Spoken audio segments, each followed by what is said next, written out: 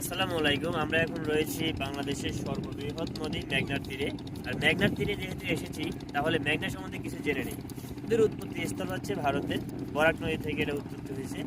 মেঘনা বাংলাদেশের দীর্ঘতম, মেঘনা বাংলাদেশের প্রশস্ততম, মেঘনা বাংলাদেশের গভীরতম নদী। এই নদীটা চাঁদপুর মোহনায় পদ্মার সাথে মিলিত হয়ে মেঘনা নাম ধারণ করেছে।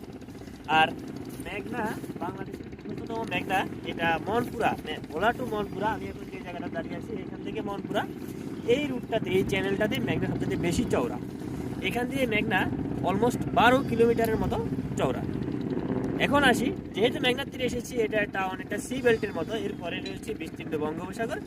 আর সমুদ্র আমাদের অর্থনীতিতে, বৈশ্বিক অর্থনীতিতে কী অবদান রাখে। প্রথমে জেনে নেই ব্লু ইকোনমিক্স। ব্লু ইকোনমিক্স কি? ব্লু ইকোনমিক্স হচ্ছে গুন্টার পাউলের একটা ধারণা। তার তিনি 2010 সালে এই ধারণাটা দিয়েছেন, অর্থাৎ সুনীল অর্থনীতি। এখন বৈশ্বিক মানে সমুদ্রেতে যোগাযোগের ক্ষেত্রে, আমদানি রপ্তানি অর্থাৎ বাণিজ্যের ক্ষেত্রে, খনিজ সম্পদ, পর্যটন এবং মৎস্যায়ন, এই কয়েকটা ক্ষেত্রে সমুদ্র বৈশ্বিক অর্থনীতিতে ব্যাপক অবদান রাখে। বৈশ্বিক টোটাল পর্যটনের 70% হয় সমুদ্রের কেন্দ্রে, যার অর্থমূল্য করলে দাঁড়ায় $200 বিলিয়ন। বৈশ্বিক জিডিপিতে সমুদ্রের অবদান হচ্ছে $70 ট্রিলিয়ন। আমরা যে মৎস্য আহরণ করি তার 40% আসে সমুদ্র থেকে, যার বাজার মূল্য $35 বিলিয়ন।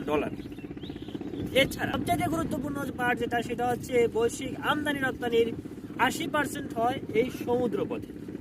অ্যান্ড ফাইনালি যেটা জানবো, সেটা হচ্ছে আমাদের খনিজ সম্পদের 30% আহরণ করি আমরা সমুদ্র খাত থেকে। সুতরাং সমুদ্র খাত আমাদের বৈশ্বিক অর্থনীতি এবং জাতীয় জীবনে, ব্যক্তিগত জীবনে খুবই গুরুত্বপূর্ণ একটা অংশ।